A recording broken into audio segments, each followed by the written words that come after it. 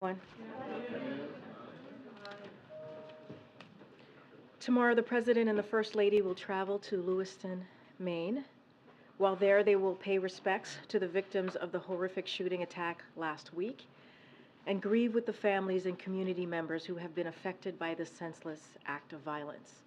The President will also meet with the brave first responders, dedicated nurses, and others on the front lines of the response. Unfortunately, this type of trip by the President has become too familiar, far too familiar. Too many times, the President and the First Lady have traveled to communities completely torn apart by gun violence. As the President said last week, this is not normal, and we can't accept it as normal. So while Friday will be a solemn day and a time for the President to be with Americans who are in mourning, he will also continue to demand that Congress act. They must pass an assault weapons ban. They must enact universal background checks. They must help states across the country adopt and strengthen red flag laws. In the meantime, this President will continue to do everything in his power, to end this gun violence epidemic. And I would note that Greg Jackson, the Deputy Director of the White House Office of Gun Violence Prevention, has been on the ground in Maine all of this week, helping to marshal a whole of government response to support the people of Maine. Today, as I've been talking about almost every day in the briefing room, is part of our 10 Days of 10 Drugs series. We're highlighting Farxiga, a drug used to treat diabetes, heart failure, and chronic kidney disease that was selected for Medicare price negotiation as part of President Biden's Inflation Reduction Act. Last year, hundreds of thousands of Medicare beneficiaries spent an average of up to $448 out of pocket for this life-saving drug, while Big Pharma made record profits and spent nearly $400 million on lobbying to keep prices high for American families.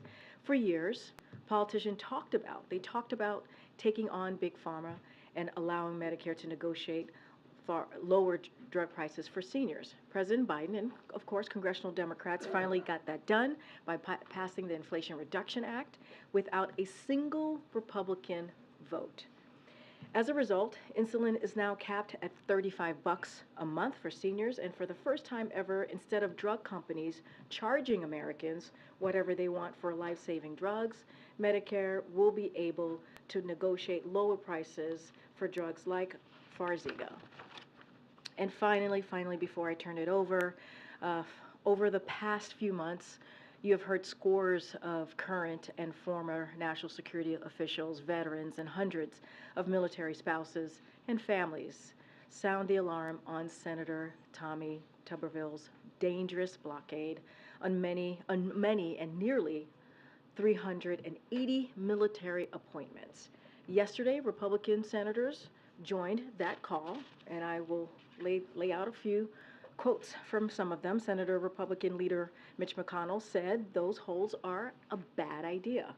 Republican Senator Joni Ernst said that Tuberville was using nominees as political pawns, and I do not respect men who do not honor their word. Republican Senator Dan Sullivan said that Tuberville's blockade is 100% wrong, will be remembered as a national security suicide mission and a downgrade of our readiness. Republican Senator Lindsey Graham said, Senator Tuberville is doing great damage to our military. Let me say that again. Senator Tuberville is doing great damage to our military. Republican Senator Todd Young said Tuberville's holds just doesn't make sense to me.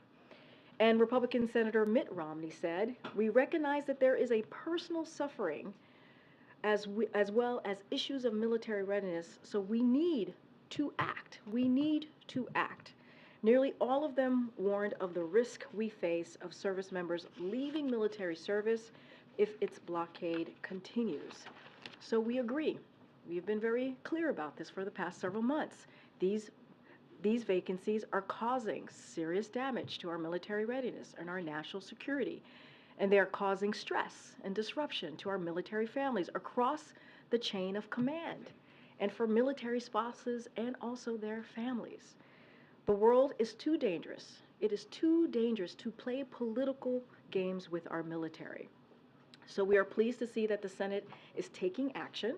Senator Tuberville needs to end this damaging hold on all of our military nominees as soon as possible. Now, with that, I will turn it over to Admiral John Kirby from NSC, who knows this very, very personally, understands as well. Appreciate that. Thank you. Afternoon, everybody. Let me get my cheaters out here. I think you all heard the President address this earlier today, but thanks to his leadership and the intensive diplomacy that we've been involved in, and more Americans have been able to get out of Gaza today. As the President said, so far 74 U.S. citizens and family members arrived on the Egyptian side. That's in addition to the 5 Americans who departed Gaza yesterday, and I want to stress that these numbers are changing in real time. Embassy Cairo has deployed a consular team to the Rafah crossing to support all these folks, make sure they get back to the embassy, and then we work with them on onward movement as appropriate. We obviously continue to be focused on getting as many Americans out as quickly as possible, and we still fully expect that more Americans will be able to depart, hopefully more today, but certainly we're looking for them to depart at a similar pace, if not better than what we've seen. But again, I want to stress again, it's a fluid situation. Obviously, intensive diplomacy has been underway to open up the Gaza side of the border for foreign nationals and for some wounded Palestinians as well. In times of crisis, of course, like this, we rely on our friends, and today's positive news would not have been possible without the assistance of Qatar or, frankly, the leadership of President Sisi of Egypt, who, of course, I think you know President Biden spoke to last Sunday. We're grateful for his leadership and his efforts. On the humanitarian side, yesterday, an additional 55 trucks with life-saving humanitarian assistance, including food, water, and medicine, were able to make their way into Gaza via the Rafah crossing. We're hoping that the number of trucks crossing into Gaza will continue to increase as well. We know that 55 more trucks, which brings us to more than 220 total since the 21st, is not enough. And we're going to continue to work to get more in there. Increasing that aid has been a top priority of the President and a keen focus of his diplomacy. Speaking of diplomacy, today the President's going to participate in 2 bilateral meetings. Actually, I think he's already done the one, met with President Luis Abinader of the Dominican Republic to discuss a host of shared priorities, including deepening bilateral economic ties, advancing our democratic principles and labor rights, as well as addressing the security situation in Haiti. And then later today, he's going to meet with President Gabriel Boric of Chile to discuss issues of shared concern, including promoting further economic cooperation, combating climate change, and addressing irregular migration. And of course, all of those discussions, those 2 bilateral meetings come just ahead of the inaugural America's Partnership for Economic Prosperity Leaders Summit that's here at the White House. And we're glad to have the participation of all members of the partnership here for this summit. The majority of them will be at the leader level. This Leaders Summit advances President Biden's commitment to strong regional partnership in the Western Hemisphere, as he announced during last year's Summit of the Americas. Taken as a whole, this 2-day summit represents a strong demonstration of the United States' commitment to work with our partners to take advantage of this once-in-a-generation opportunity to recenter critical global supply chains in the Americas, continue to address our shared migration challenge, and build meaningful economic opportunity across the hemisphere. Okay. Thanks, John. Can you tell us a little bit more about the humanitarian pause, what that would look like, what it means, how long it would be, how it would work?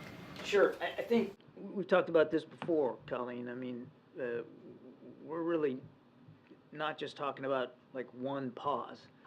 What we're trying to do is explore the idea of as many pauses as might be necessary to continue to get aid out and to continue to work to get people out safely, including hostages. The President already worked on one such pause when we were able to get those 2 Americans out, and that's what we're kind of looking at. And just to remind, when we're talking about humanitarian pause, what we're talking about are temporary, localized pauses in the fighting to meet a certain goal or goals. As I said, get in, get people out. And is that something that can happen immediately? I mean, where is the Israeli Prime Minister on this? Is he willing to continue to do this, especially if it's more than one pause? Well, we were able to work with them to help get Americans out before, and so we're certainly hoping that that kind of cooperation will continue. But each instance of it, each effort to get a pause is going to be unique in its own way, and it's going to require negotiation and diplomacy. And the president, you heard him talk about this yesterday, is 100% committed to doing what it takes to pursue that kind of diplomacy.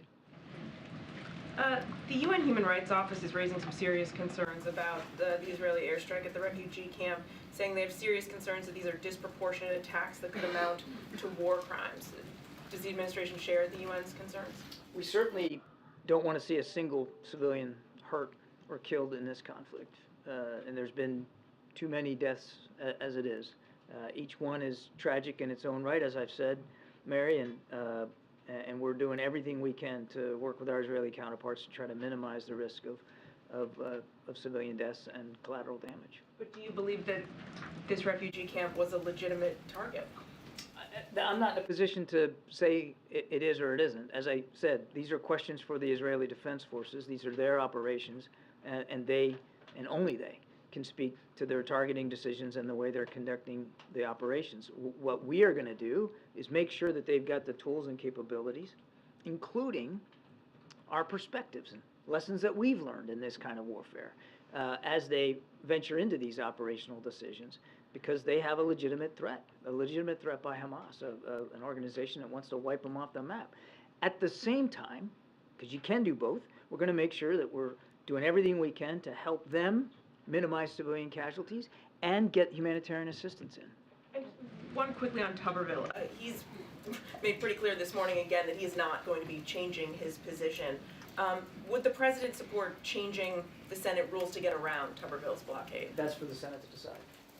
The president wants, as Karine said, wants the hold lifted. I mean, you're talking about 375 officers at this point, 379 positions, because some of them are dual hat nominations. That's a whole lot of senior leadership that can't move right now. And let me just give you an example here, now that you made me think of it. Let's just take a look at the Central Command region of the world. I won't go through all of it.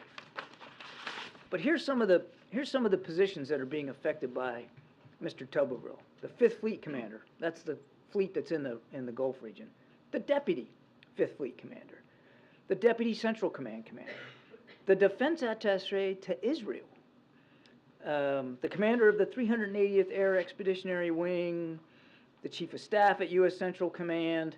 Oh, and here's a good one, the Deputy Director of Strategy, Plans, and Policy for U.S. Central Command. The person that actually helps write our operational plans and executes policy decisions at that level. And there's more than that. I mean, it's beyond ridiculous that this one senator is having this kind of an impact on our operational readiness. And if you don't think it isn't, I would urge him or anybody else who doubts this, go on down to Tampa, Florida, and talk to the folks in Central Command about their priorities and what they're trying to do on behalf of our administration's policy in the Middle East, especially right now with everything going on. It's having an impact. And as Karine rightly said, it's also having a deleterious impact on family members and folks who can't get schools for their kids, can't buy or rent houses, don't know where they're going to be living next. It's absolutely ridiculous. Thanks, Kirby. The Vice President was over in London and said that if Israel and Ukraine aid were bifurcated, that the President would veto it.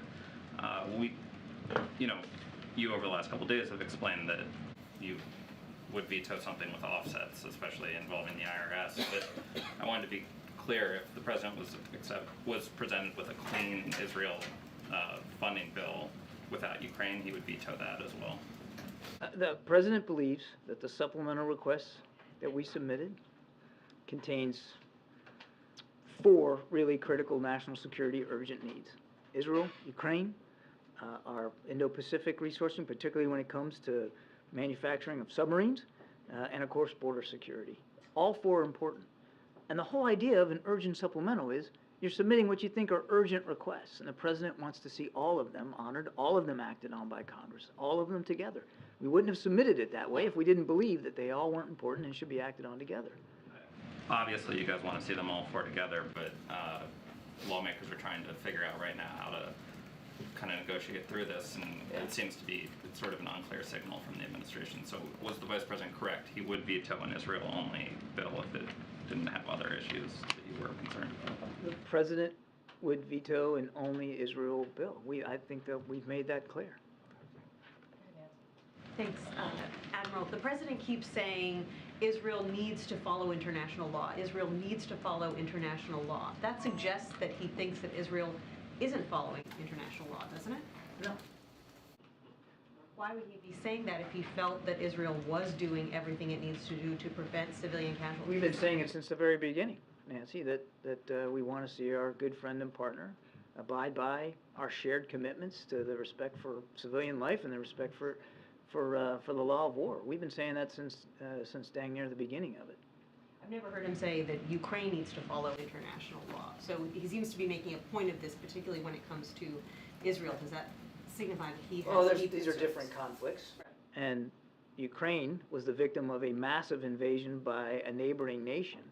And their military operations have been, with the exception of the counteroffensive where they're going after Russian positions, been largely defensive in nature. It's a different situation than what the Israeli Defense Forces are doing inside Gaza, going after Hamas terrorists in a fairly aggressive way.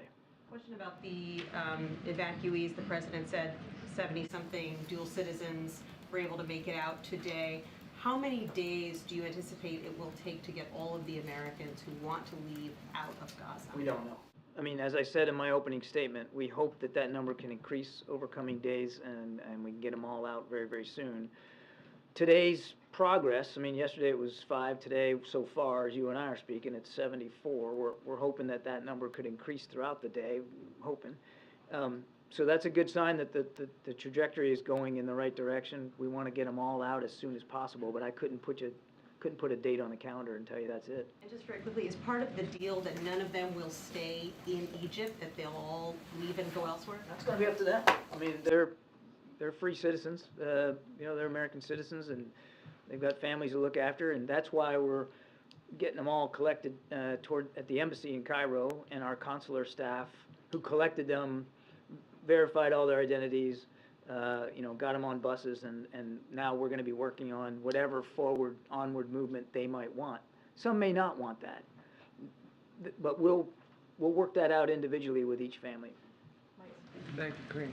John, the Israelis are saying that referring to Jabalia as a refugee camp is a misnomer. Is that the position of the administration as well? I'll leave the Israeli Defense Forces to speak to their operations. And then on the bilateral with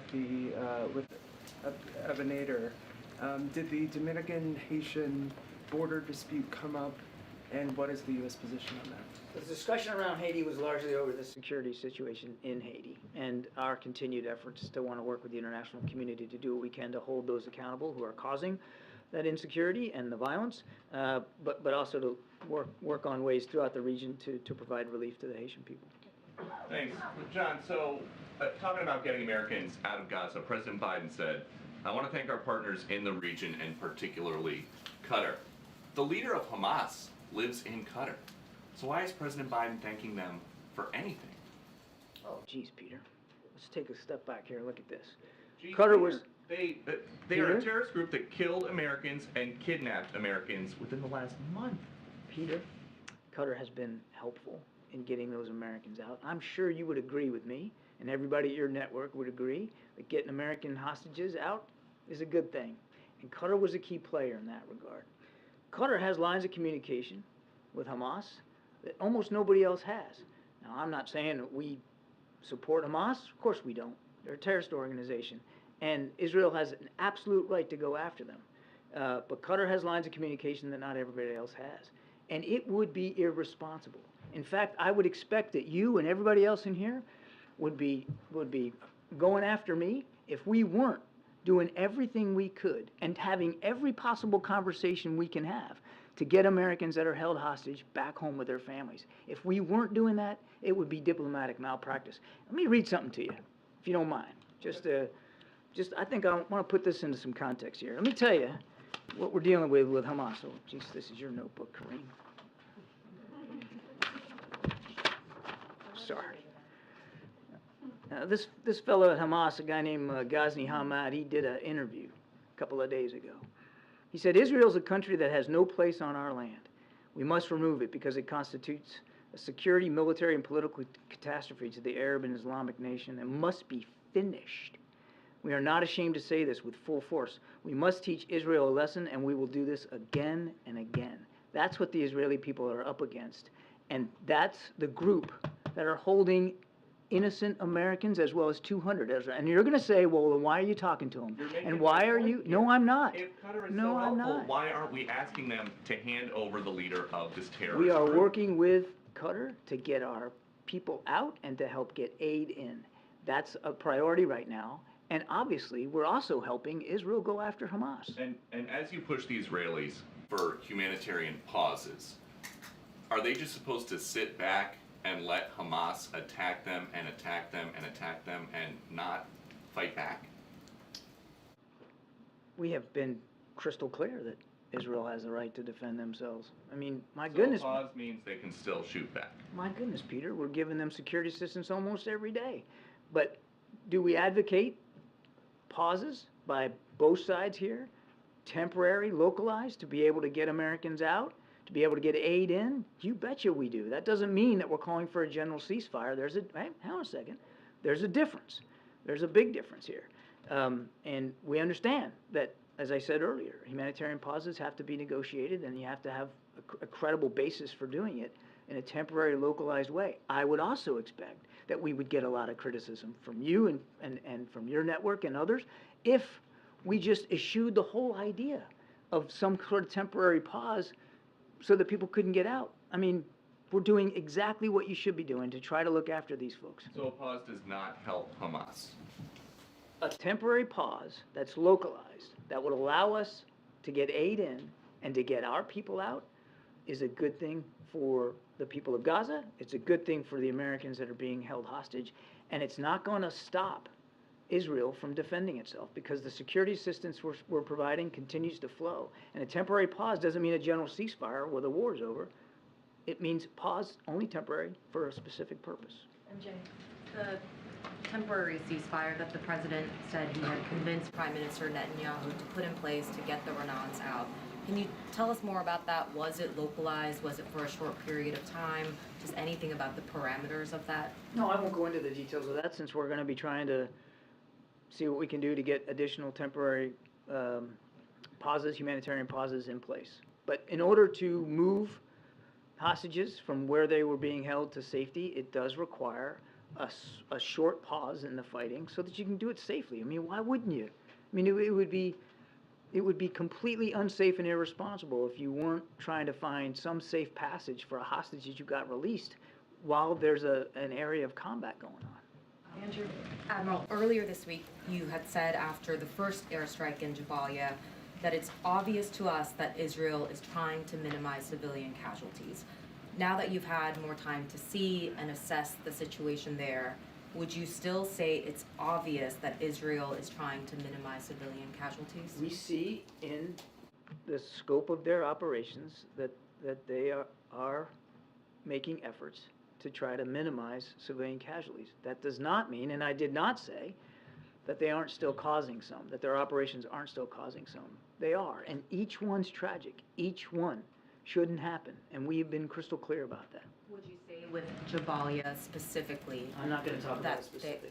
But why not? Because I'm not going to litigate an operational event that our military is not involved in almost real time. I'm just not going to do that, MJ. It would be inappropriate for me to do that from the White House podium. But specifically on the question of minimizing civilian casualties, isn't an airstrike that targets a refugee camp or densely populated civilian area, isn't that sort of the definition of not minimizing civilian casualties? That is a question for the Israeli Defense Forces. They should have to answer questions about the decisions they're making on the battlefield and how they're doing their targeting and how they're doing their operations.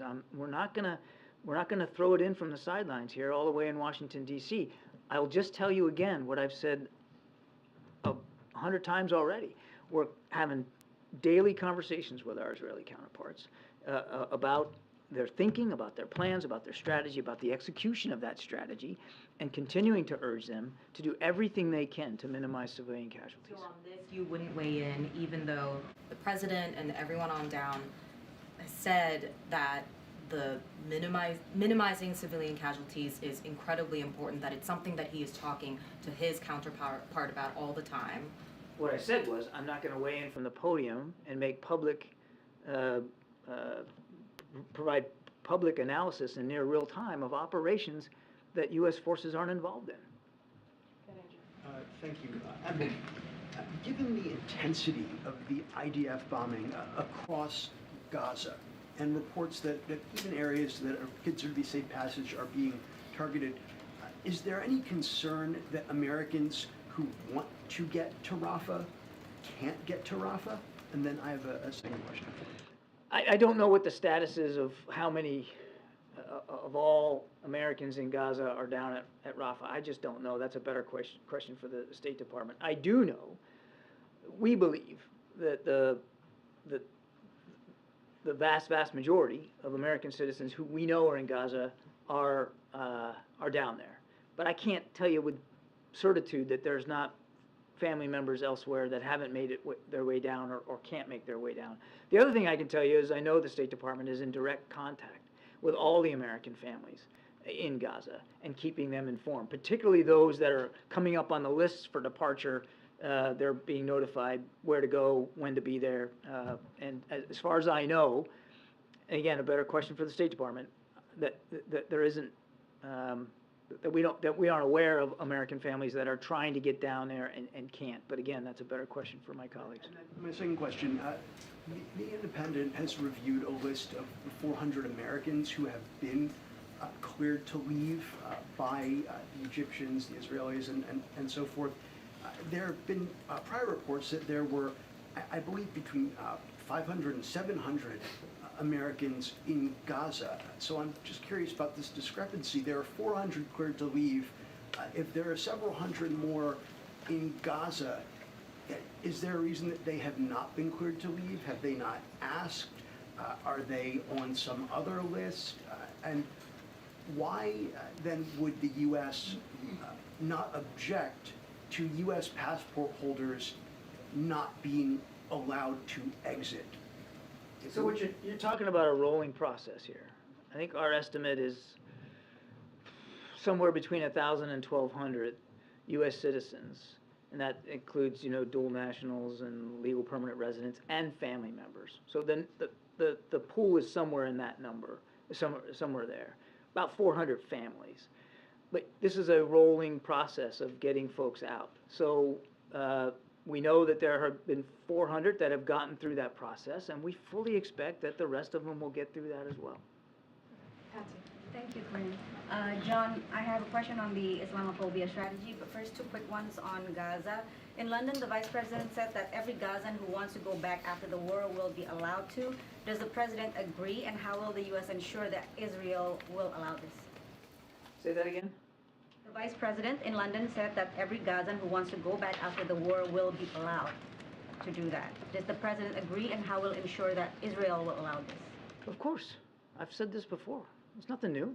That if a citizen of Gaza finds themselves outside of Gaza and they want to go back to their home, yeah, we absolutely support that, and we'll work with partners in the region to make it happen. Okay. And on still on Gaza, this week Israel released intelligence showing Hamas taking fuel from the Indonesian hospital in Gaza. It appears with the knowledge of the hospital's director. Is this something that you can confirm? Nope. On Islamophobia, some of the Muslim leaders that I spoke with said that while they appreciate the effort to combat Islamophobia, they thought the timing of the announcement was interesting because this is something that the administration has been working on for months, and some of them feel that this is a political bone thrown at them and does not address their bigger concern, which is U.S. policy to support Israel, where they are frustrated that their perspectives are not being heard. Your message to them? This is a very genuine effort on behalf of the President and the Vice President and the entire administration to plant a marker about how hate has no business here in the United States, particularly hate that can lead to real threats of violence against the Muslim community, the Arab community, Palestinian community. We take that seriously. The thinking that went into leading up to this strategy is long-standing and predates the events of October 7th. But again, I don't know who all these folks are necessarily, but we value their opinion, we value their perspective. And even especially if it's a contrary perspective, or they feel it's a contrary perspective, that's valuable to us. We want to, as we embrace the effort to develop this strategy, we're absolutely going to reach out to folks all across the country from all different perspectives, particularly in the Muslim community, to get their views. That'll be important. It'll inform our work. Well, the complaint that I've heard raised a lot is that every time they want to address U.S. support to Israel, the White House pivots to Islamophobia. Is that an accurate assessment? How would you respond to that? I'll let them speak to their opinion of our work. I can tell you that this strategy is born from a genuine desire to go after the kind of hate in America that could lead to real threats of violence against real people, our fellow citizens who are of the Muslim faith or in the Arab community and Palestinian community. I mean, that comes from a genuine, instinctual place for the president and for the vice president. I mean, he has said time after time after time that kind of hate has no place. John, I just want to go back to what you said about your conversations with the Israelis and trying to encourage them to minimize civilian casualties. You said that you're trying to impart some of the lessons that the U.S. has learned. Can you elaborate? And to what extent would the U.S. be able to help Israel in pinpointing its targeting precisely to avoid the casualties, for instance, 195 that were killed at Jabalia? I mean, what do you have to offer? What can you offer? How can you help Israel minimize casualties? I mean, look, we have a lot of experience in what's called urban warfare. In Iraq, Afghanistan, I mean, think about Mosul, think about Fallujah, places like that. And one of the reasons why we dispatched a few senior officers to Israel not long ago was to share some lessons learned about how you conduct operations against a terrorist network inside an urban environment such that you are minimizing damage to civilian infrastructure and absolutely minimizing loss of life to innocent people. And there are things you can do on the ground that you can't do from the air, particularly if you have good intelligence. And so I think those were the kind of conversations that we were having with our Israeli counterparts. And on your second question, I mean, there's no plan or intention for the United States to get involved in the targeting process. These are Israeli military operations, and the Israeli Defense Force, they're leaders. They're making these decisions. They're executing these operations. What we are doing is making sure that we are giving them the tools, including perspective and advice, but also weapons, to be able to conduct these operations in the most efficient way possible and in a way that, again, minimizes civilian harm. Can I just follow up? If the U.S. is providing weapons that are intended to minimize harm, but then we see large civilian casualties in places like Jabalia, does the U.S. bear some responsibility by providing the weapon? We are not making the targeting decisions. The Israeli Defense Force are making the decisions. We are giving them the tools and capabilities they need to defend themselves against what I just read is a pretty dire, chilling threat. I mean, these guys want to wipe them off the map. They don't believe they even have a right to exist. They have every right. In fact, they have a responsibility that are people to go after these folks, and we're trying to give them the tools and capabilities to do that. But in addition to it is our perspective, our lessons learned, our advice about how to do it in a way that minimizes civilian harm. Are you going to increase the number of officers that are providing this advice? And then I have a real quick question on Chile. I know of no other decision to send more officers over there. The ones that went over are now back. They're not still there. But obviously, we have terrific communications with our Israeli counterparts. Okay, and then on Chile, the president of Chile will be meeting later with the president or shortly. Chile has recalled its ambassador from Israel. You know, obviously there are other Yeah. countries in Latin America that have also recalled their envoys and have broken ties. Bolivia has actually broken ties with Israel. You know, do you see this being a big topic today? And what will the president say to the president of Chile about this decision to recall an ambassador? Well, I'm not going to get ahead of a conversation that hadn't happened yet. But obviously, each country, these are sovereign nations. They have the right to handle their bilateral diplomatic relations in the way they see fit. We're not going to lecture to people about how they handle that. I don't know, to your other question, I don't personally know of other nations that have recalled their Israeli ambassador, but obviously that's for them to decide. What we've decided to do is what I've just told you about our goals and our support for Israel, and we can speak to that. This might be repeating something, but I just want to be fully clear that, so when the president said last night that he convinced Prime Minister Netanyahu to do a ceasefire, he was referring to the 2 Americans that got out. But Israel has never acknowledged that they paused. So can you give us a better understanding of what exactly was paused, and if the understanding is that for every sort of hostage release there would be a pause? I'm not going to go into more detail than what we've already put out there publicly. We were able to help negotiate the release of those 2 Americans, and that's a good thing. And in order to be able to get folks out, you got to make sure they can do it safely. And that's what the president was referring to. Admiral, switching gears from Gaza to Israel's northern border, tomorrow Hezbollah's leader is expected to make his first public comments since the war broke out, and the group has said that it mounted 19 simultaneous strikes on Israeli forces just today using guided missiles and other weapons. So what does the White House expect to hear from Hezbollah's leader tomorrow? And if the goal of the administration was to prevent a wider war, isn't that starting to happen with so many engagements with Israeli forces already? Well, we'll wait to see what he says. I mean, I don't think he's calling in asking for our talking points, so we'll see what he has to say. Our message to him and anybody else is that if they're thinking about widening and escalating deep in this conflict, you shouldn't do it. We've got significant national security interests at play here. We've proven in the past we'll protect and defend them. We'll do it again in the future. But how concerning is it that there have been consistent engagement with Israeli forces? Obviously, we're concerned about continued attacks on Israeli forces there in the north, as are the Israelis. But I don't believe we've seen any indication yet specifically that Hezbollah is ready to go in full force. So we'll see what he has to say.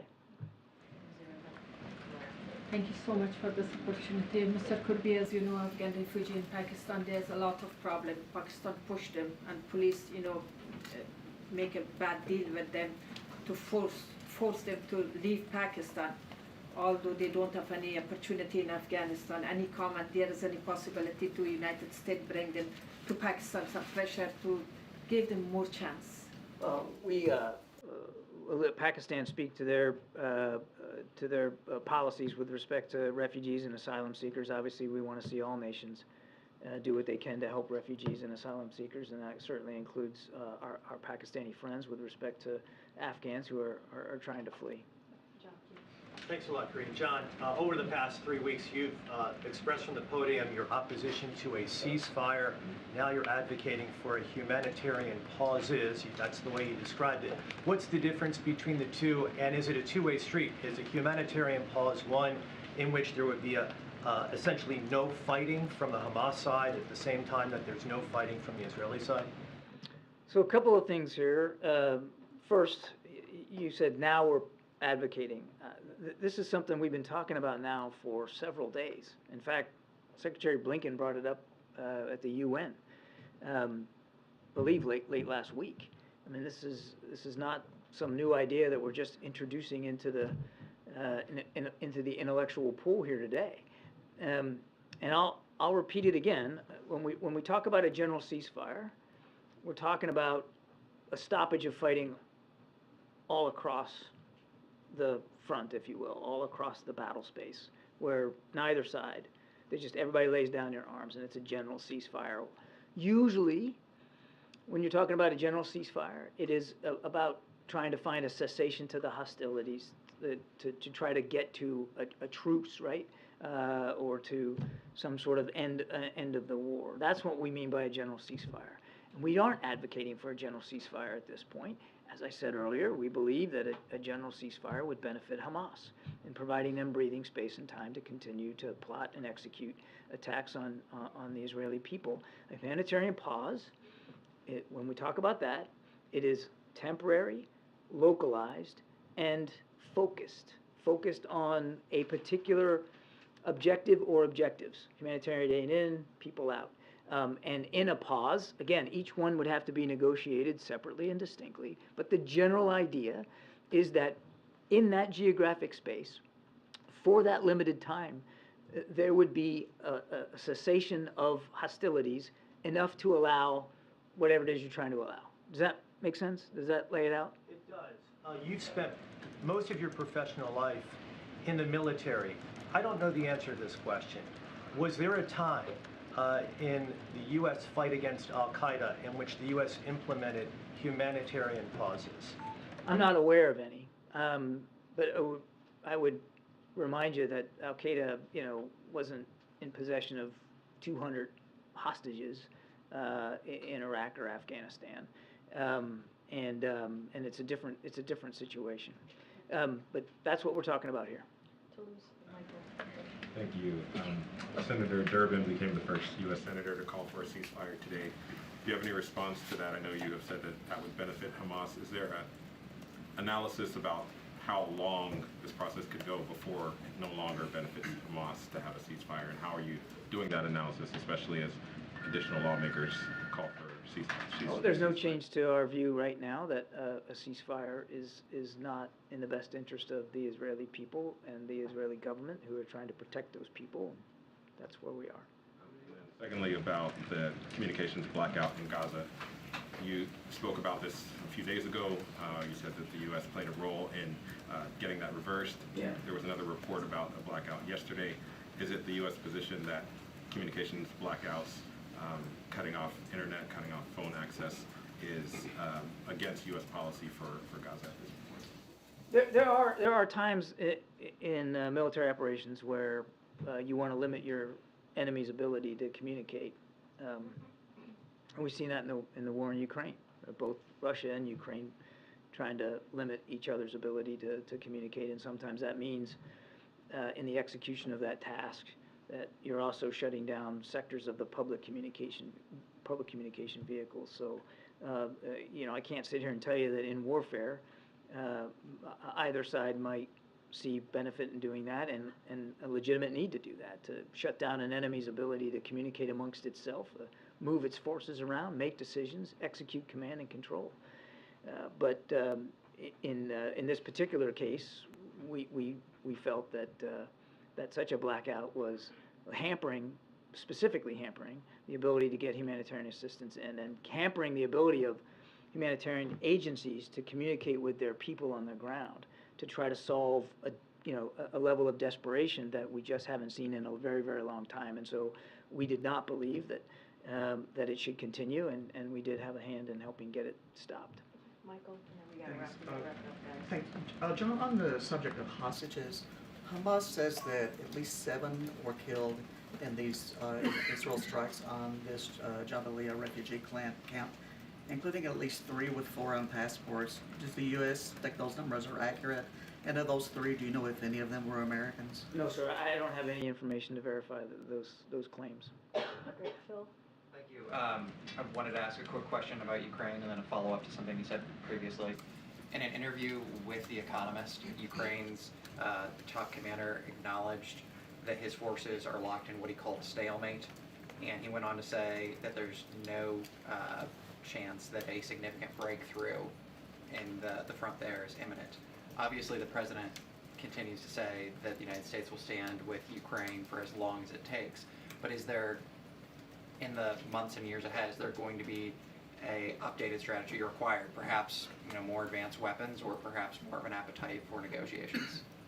Well, certainly we'll let Ukrainian leaders speak to their progress or lack thereof, that's really for them to talk about. I think it underscores how important it is that we continue to support Ukraine. I can't stand here today and tell you that it's going to lead to this particular weapon system or this new capability. We are evolving and have evolved what we provided Ukraine as the war itself has evolved, and I suspect that that process will continue. It would be eminently easier for us to do that if Congress will pass the supplemental funding that supports Ukraine, because it's not only about capabilities for Ukraine, there's a big chunk of that goes to replenishment ability for U.S., for our own inventory.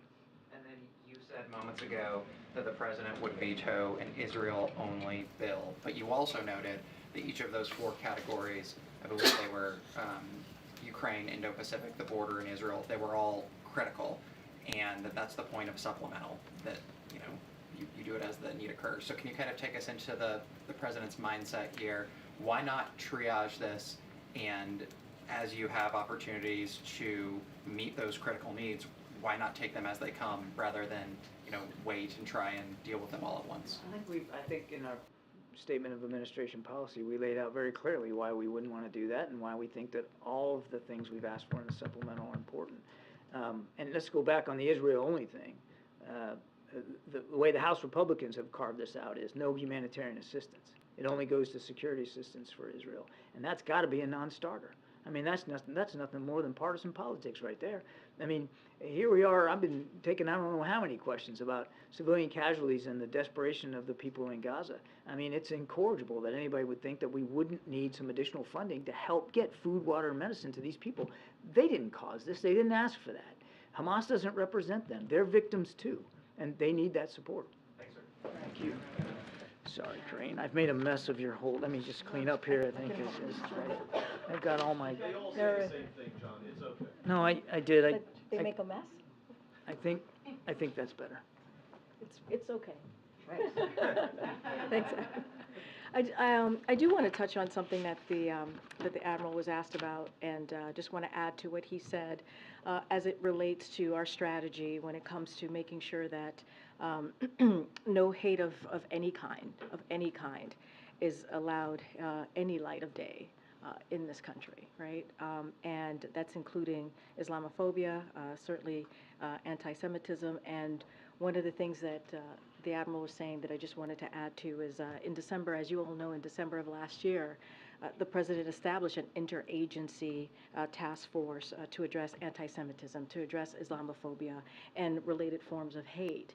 And the first order of business when we did that a year ago was to release a strategy on combating anti-Semitism, and I know all of you reported, so many of you reported on this. There was 100 actions that agencies were able to take to counter the scourge of anti-Semitism, and then the next step was developing to counter Islamophobia, and so that's what you're seeing, and that's what this is the President's commitment. He ran on this, as you all know, to restore the soul of this nation, to make sure that no hate sees the light of day, to continue to fight against that type of hatred, and that includes all types of hatred. That includes Islamophobia. That includes anti-Semitism. And this is an administration that's taken action not just the last couple of weeks or the last couple of months, but started this process back in December of last year. So just wanted to make that super, super clear, and that's what we've been. That's been our approach here, the President's approach and this administration's approach again. On Tubeville, does the White House believe that the Reed-Sinema resolution is a way out of the blockade? I mean, look, and we have said this, we're certainly not going to speak to the procedure of how the Senate operates. That is not for us to do, but we will continue to be crystal clear and very, very loud about what Tuberville is doing. It's just shameful. It is dangerous. It is shameful. I think the Admiral did a great job laying out how that's affecting some of our key critical service members. And we're talking about 380 service or positions that are at risk, or that no one knows where they're going to go, right? No one knows what's happening. And we're talking about families too. That affects their families. And so this is not a way to keep our country safe. This is not a way to move forward with our national security. And it is shameful and it's dangerous. And we are very, very proud to see Republican senators speak up.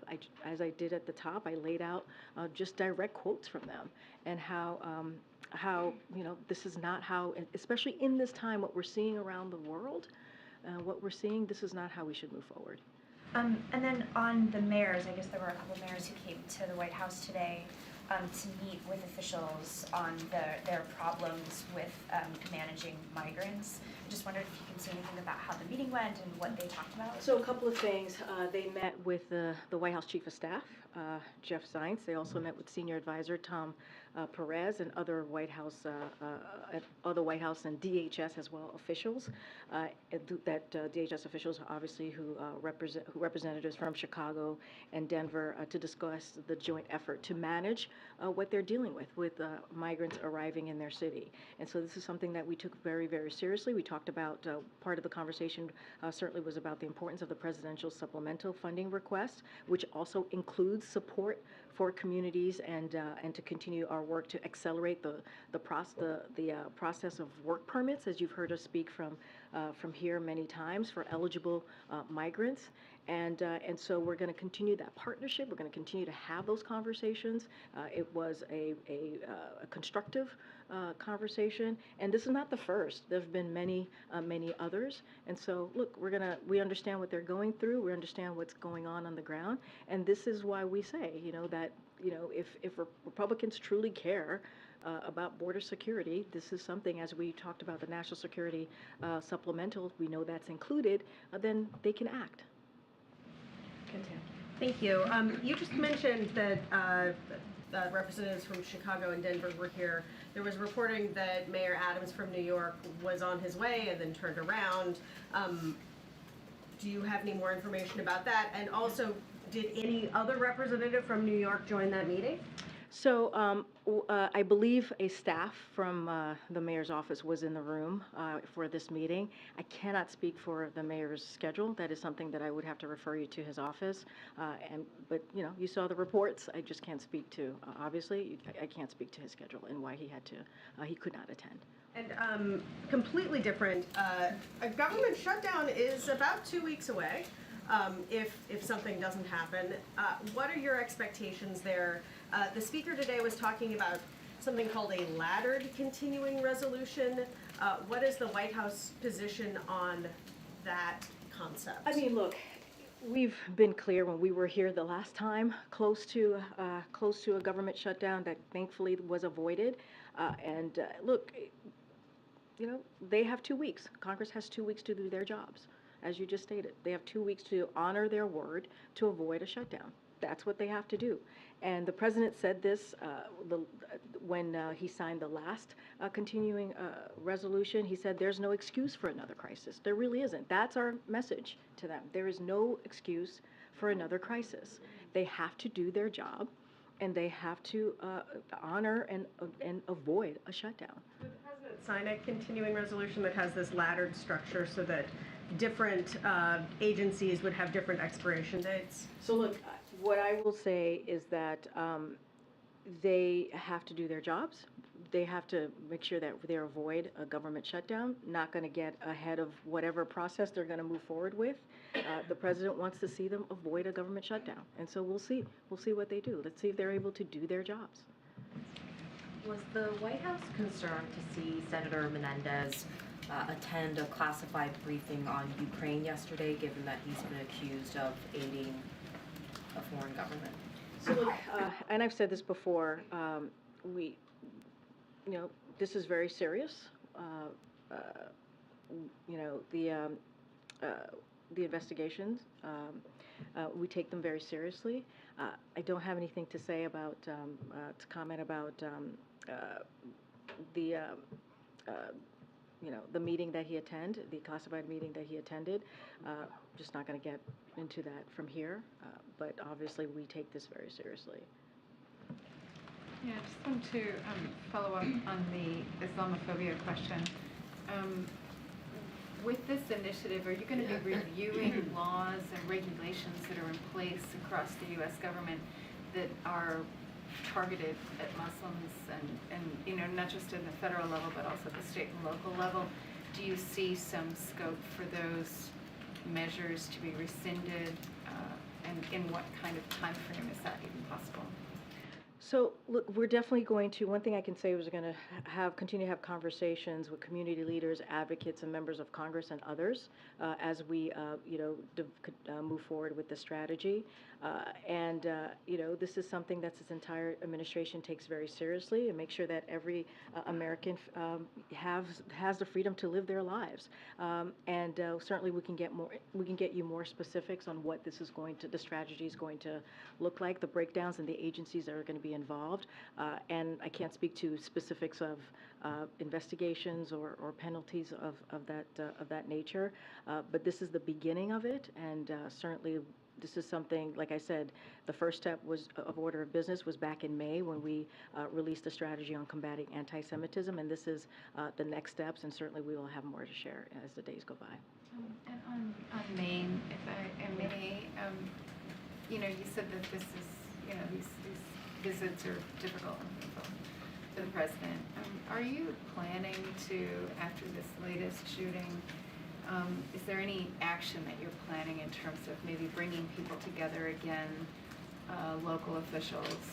We've set the incident, the tragedy in Maine did cause Representative Golden to change his view on an assault weapons ban.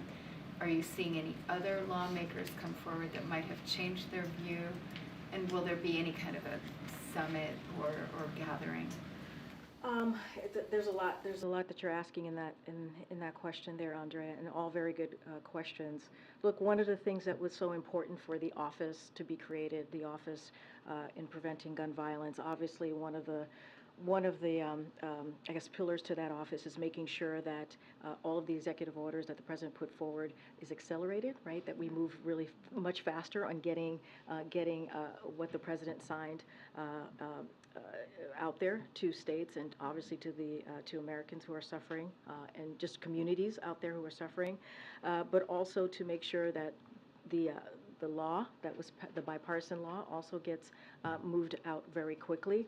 But one of the things that we've been providing, and these are the things that we'll continue to provide to communities, is, as I mentioned, Greg Jackson is on the ground. He's working with FBI and DOJ to coordinate with victim services, deploying experts from the newly created Mass Shooting Victimization Resource Center. That's something that we're doing. We're coordinating with the Department of Education and HUD to support school reopening strategy, because that was obviously really important as the schools had to shut down and emergency housing as needed throughout the region. So there are a lot of steps that we're doing that is part of this office that's going to help the community on the ground. As it relates to Congress, look, we've been very clear.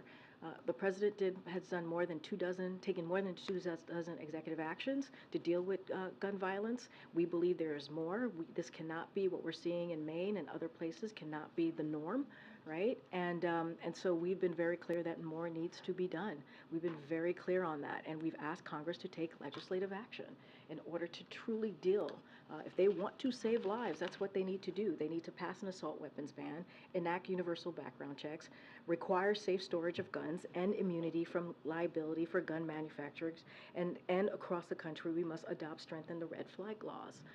And that is something that we see the Department of Justice taking action and creating a model red flag legislation so that other states can move forward. So there's a lot of work to be done here, a lot of work. And it started here with the 2 dozen executive action. Obviously, there was a bipartisan piece of legislation that's now law that the president signed last year. Now we need more legislation. That's what we need to really truly save lives. The governor Maybe to the non-Andreas in the room, I'm just asking. Go ahead. The governor has started an investigation now into mistakes. Is the federal government able to provide any assistance in that? Are you troubled by the reports that we've heard that so many clues were missed? And there was a call this morning about $334 million going into community policing and things like mental health of police forces and things like that. Is there any funding that you're thinking about making available to help local law enforcement do better in terms of identifying potential shooters? So the commission to probe that the governor announced, we believe, of course, that the community needs answers. And so this is going to be something, obviously, that we support. And the president has told the governor, since the strategy unfolded, that Maine has its full backing from the entire federal family, and will provide resources. And obviously, the Department of Justice, the FBI is on hand to assist in any way. And don't want to, they're still investigating, as you know. You just mentioned we're hearing things, but obviously law enforcement is still investigating. Don't want to get ahead of that. But we are here to offer resources, and of course we support the governor's efforts to get to the bottom of what occurred on the ground, this horrific, horrific tragedy. Karen, you're going to be the last one. Thanks, Karine. And back on the mayors, you mentioned the supplemental funding request that you guys have sent up to Congress, but they say that $1.4 billion isn't enough to help them deal with the influx of migrants. They're asking for $5 billion. Would the administration consider boosting that amount, and what was the response from those senior officials in that meeting to the request for $5 billion? So look, we have been in constant conversation and communication, obviously, with these city mayors and others across the country as they're certainly dealing with the influx of migrants in their city. I'm not going to get into specifics of what came out. What I know was what the agenda, what was wanted to agenda on to discuss, and what we believe was important is that supplemental. We do need that 1.4 billion. That's what we believe is needed. It's emergency, as you know, emergency funding that we put forward in the supplemental, that we believe it's important for our national security. It's important for what we're trying to do with these communities. I can't speak to the $5 billion. I'm not sure what else they're asking on top of the $1.4 billion, so can't speak to that. I can only speak to what we have requested in the supplemental funding to Congress, and that's what we believe is urgent, is needed. And we have said, we've been very clear, if House Republicans are serious in dealing with this border security, this is something that they should move forward with easily. But what we've seen them do over and over again is play political games, and so this is an opportunity for them to show in a real way that they want to deal with the issues that we're seeing at the border. All right, guys, see you next week. Thank you. See you.